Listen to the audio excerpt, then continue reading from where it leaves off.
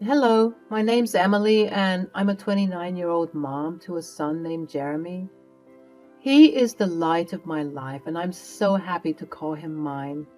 Unfortunately, there was a point in time when this was in question, and I was put in a dilemma by my husband, Richard. Ever since Richard and I had Jeremy, he'd been colder and more distant.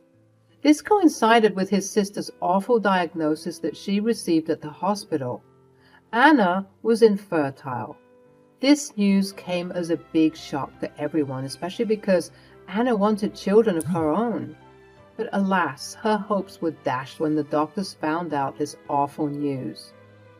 It was indeed disheartening, and Richard and Anna were super close, so it was also negatively impacting Richard. Part of me believes that the reason why he grew cold and distant towards us, and Jeremy in particular, is because Jeremy reminded him of what his sister couldn't have. Perhaps every time he saw Jeremy, he was reminded that he wouldn't have any cousins to play with because he couldn't. Unfortunately, the distance and coldness continued to grow and grow until we were living with a man that we didn't even recognize anymore. Mommy, why is Daddy being so mean? He doesn't want to play anymore. Does he hate us? Sweetie, he doesn't hate us, not one bit. He loves us so much. He's just got a lot on his plate right now. I hated feeling like a liar to my son.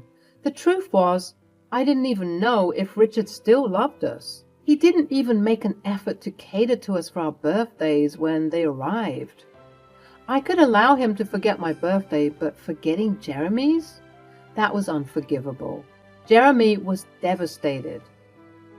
Why did Daddy forget my birthday? Don't you worry, I will talk to him about it, and he will make it up to you. I was livid. I had to set this man straight and knock some sense into his head. How dare you forget his birthday? It was the one thing that you could do for him since you are no longer around. What are you talking about? Jeremy's birthday. How could you forget? It was the one thing I asked of you. Look, I'm sorry, okay? I just have a lot on my mind. I can't bear to be around that kid. He just makes me think of my poor sister and her awful situation. I get that you love your sister and you're mourning her situation, but you also can't continue to neglect your responsibilities here at home. We have a son together. You should love him and care for him, no matter what. Look, you don't have siblings, so you don't get it. Anna is my twin sister, and I love her to death. We were supposed to have kids so that they can play together and we can strengthen our bond as siblings. So the only reason why you had kids is because you wanted to be twinned with your twin? That's one of the weirdest things I've ever heard. Why would you do that? It's our special sibling pact that we made. You wouldn't understand. So, the reason why you forgot your son's birthday was that you were upset that you couldn't fulfill a sibling pact? Okay, look. I know that things haven't been the greatest between us lately, but I'm currently in the works of finding a solution to all of this. Okay, what's the solution? I'll tell you when all of the important parties in this situation are present. The next day came around and it would change my life forever. I was honestly so upset with everything that transpired this day.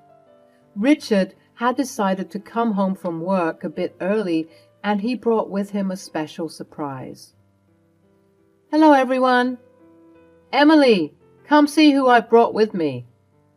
Oh, Anna, lovely seeing you. It's been a long time. How have you been holding up? I've been well. I'm excited about today's discussion. Oh, Richard hadn't told me that this discussion would come so soon. Time is of the essence, Emily. Let's get straight to it. We all gathered in the living room and settled into the couches before Richard announced what I considered the worst possible thing he ever could have said to me. As we all know, Anna isn't okay. Rachel, I can't tell you how many sleepless nights I've had just thinking about your predicament. It shakes me to the core. Ask Emily. Well, okay. Yeah, I can say that I've noticed Richard has been distancing himself from Jeremy and me. Yes, I have. I won't deny it. I can't deny it any longer. And it's because I figured out the solution to all of our problems. Emily, you know that the reason for my distance is because of Jeremy. I simply can't bear to look at him knowing that my dearest sister is more deserving of being a mother than I ever could be as a father. So I was talking to Anna one night, and we decided that to re-establish peace and harmony within our home, as well as making Anna happy and content in motherhood, I'll give our son to her to have and cherish. What? Isn't he such a wonderful brother? Were you two inhaling toxic fumes or something? How many fingers am I holding up? Be serious, Emily. I am being serious. I mean, what sort of question is that? Anybody who would even dare to think that doing that is okay is definitely not all right in the head. At this mention, Anna looked dejected, and of course, Brother Dearest had to come to the rescue. Listen, Emily, I'm not in the mood for your shenanigans. Me neither. How could you even say such a thing, Richard? What would Jeremy think? He already believes that you don't love him. What is it going to look like when you ship him off to someone who isn't his mom? But I am his mom. Excuse me? I was ready to charge right into her. The thought of her being hospitalized and me in jail flashed before my eyes, but I didn't care about the consequences. She had to be taught a lesson. Seeing the tensions rising, however, she decided to sugarcoat her preposterous ideologies. I just mean that, look, listen, Emily, you're a wonderful girl. Do you remember on your wedding night you were feeling nervous, and I told you that everything is going to be all right because you and Richard were made for each other? Well, I feel in some deep and maybe even crazy way that Jeremy is my son. My twin brother and I share many things, including soul ties. What I'm saying is, I have a soul tie to your son because my brother and I are so connected that we are practically the same person. Do you understand? I understand that I'm about to knock your teeth down your throat if you keep spewing nonsense. Emily, calm down. Think about it. Really think about it. Why else do I feel like I don't have a connection with Jeremy? Gee, I don't know. Maybe it's because you actively avoid communicating and connecting with your son? Or it could be that he was never meant to be my son in the first place. He was always meant to be Anna's. I think I'm about to pass out. You wouldn't understand. You don't share a connection like we do. You two are sick. If I hadn't made it clear enough, there is no way in hell that you're going to take Jeremy from me. You'd have to kill me first. If you don't do this, I'm sorry, but we're going to have to get a divorce. What? Are you being serious right now? Are you hearing the words that are coming out of your mouth? And I'm being so serious too. If you don't agree with this new arrangement, I'm divorcing you. And because I have way more money than you do, I'll get custody of Jeremy. We could do this the easy way or the hard way. I got up and spat right in Richard's face. You want to get a divorce? Fine, let's do it. You'll be doing Jeremy and me a favor. Your family is unwell. So as a final piece of spousal advice, I urge you two to seek some serious help and some strong prescription medication to help you with your delusions. I'm glad to finally be rid of you. I wish I saw the real you sooner. See you in court. And with that, I hurried to Jeremy, who was sleeping in his room. Mommy, what's going on? Hey, sleepyhead, I'm so sorry for waking you up, but we need to go. Go? Go where? Well, because you're my special baby, I wanted to spoil you. Do you remember that hotel we went to a couple of months ago? Uh-huh. The one with the pool and the monkey bars? The very one, baby. We're going to go there right now, but you have to be very quick in packing your things, okay? Mommy will help you, but Mommy also needs to pack. What about Daddy? Can Daddy help us? Or is he too busy again? Daddy can't come with us to the hotel today, sweetie. Why not? I want Daddy to come. I know, baby. Maybe sometimes we can come to visit Daddy at home while you and I are having loads of fun at the hotel. Okay. Jeremy was obviously devastated. His little mind couldn't even begin to comprehend the idiocy I witnessed today, even if I tried to tell him the whole truth. As if I was on autopilot, my body began to move hastily, packing up our essentials and heading to the car in the garage. As I was beginning to pull out of the driveway, I saw Richard and Anna in the driveway, attempting to stop us, but I didn't care. I drove off at full speed, silently waving goodbye to a life I once knew. Jeremy and I arrived at the hotel and began to lodge there. As much as I tried to keep him entertained for the week that he had already spent there, his cries for his father grew and grew each day they were apart. I didn't know what else to do. I knew that I had to face my demons. The last time Richard and I talked was when I heard that horrid news a week ago. He didn't even bother to text or call or check up on us. Anna, on the other hand, was appearing to be the good cop in this situation by letting me know how worried they were for us, and that I needed to come back home to sort this issue out. But in my eyes, there was absolutely nothing to sort out. What sort of maniac proposes such a thought? I was still trying to rack my brain, but the first thing I needed to do was to talk to my baby. Jeremy, my darling, I know you've been asking about Daddy a lot lately, and well, there's no easy way for me to say this, but Daddy is trying to take you away from me and put you in the hands of Auntie Anna. Oh, that's fine. Oh? Yeah, for the weekend, right? I want to sleep over with Daddy and Auntie Anna. No, baby, that's not what I mean. Daddy and Auntie Anna are trying to take you away from me forever. Forever? But I don't want to stay with her forever. I know, baby, and that's why I brought you here, so that we can avoid you being taken away by them. I'm scared, Mommy. Are they going to take me away from you? You listen to me, all right? As long as I'm breathing, no one will ever so much as think to take you away from me again. You hear me? I am always going to be with you. Whether or not Jeremy's fast reception of the news was due to a lack of understanding or an abundant and sufficient enough understanding, I will never know. I just knew that I was grateful for his apparent cooperation at the time.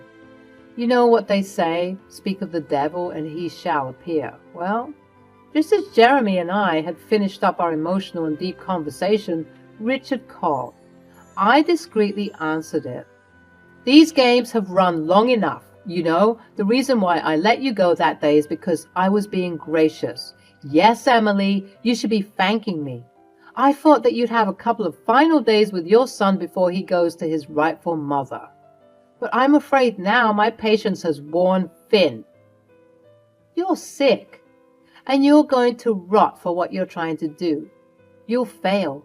You will always fail when it comes to doing what's best for Jeremy. Tell me where you are right now. I'm coming to get the kid. I'd rather walk on hot coals than tell you anything about my whereabouts. Jeremy isn't going anywhere unless it's with me. You got that through your sick and diseased skull? Grr, I'll see you in court, Emily. I didn't want to do this, I really didn't, but you forced my hand. I'm going to ruin you. You'll never see him again, I swear it. Game on, Richard. You'll regret this. I hung up the phone, panting and bewildered at just how quickly my life seemed to have turned upside down. I just wanted to do what's best for Jeremy. That's what I always wanted to do. But for some reason, Richard and Anna just couldn't see that. I started to think about how I can best handle this situation that ends up with me winning and Richard and Anna losing, big time. I paced and pondered and paced, and then it hit me. I began racking my brain for possible password combinations. I was going to get a little dirt as leverage. Richard was right earlier when he said that he would most likely get custody of Jeremy. When you have friends in high places, it's easy to sway the court of law in whichever direction one sees fit. I, unfortunately, had no such connection, so I was going to have to get dirt on Richard that was so wild, so big and crazy that no amount of schmoozing would get him a lighter sentence hearing. I was logging into his email, trying many different things like his birthday and my birthday. Even Jeremy's name and birthday came up to be incorrect. Then it hit me. I typed Anna's name into the box, and what do you know? It worked. It was getting spooky how obsessed he was with his sister.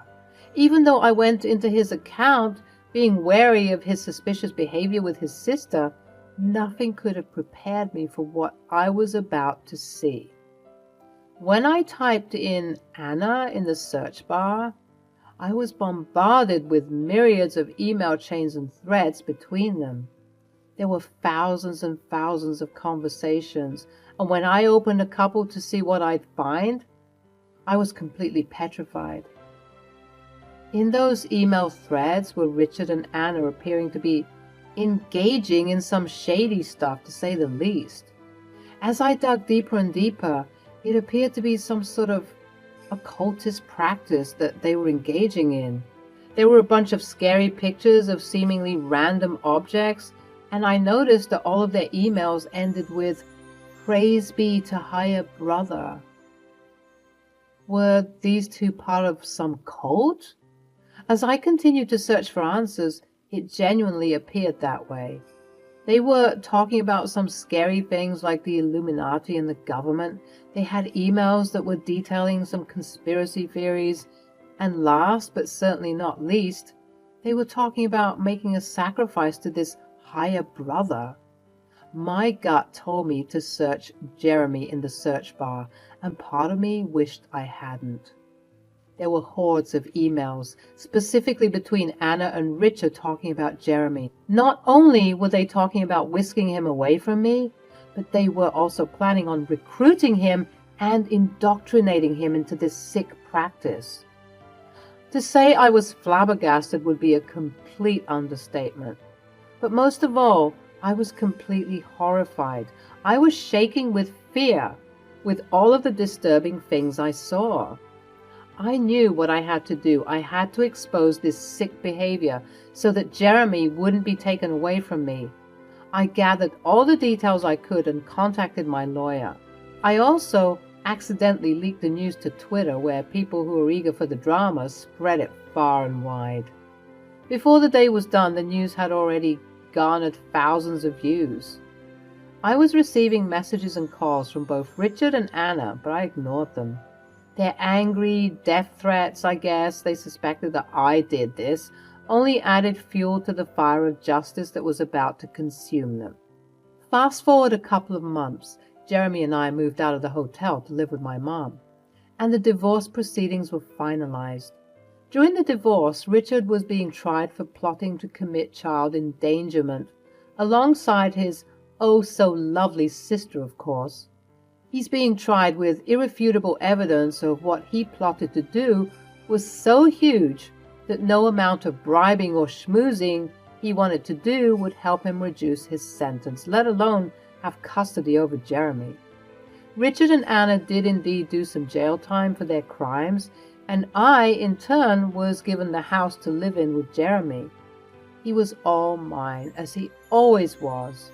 After discovering just how awful his father actually was, that blind love the innocent Jeremy had turned into logical aversion, my baby was learning that not everyone in his life has his best intentions at heart, even the people who are supposed to.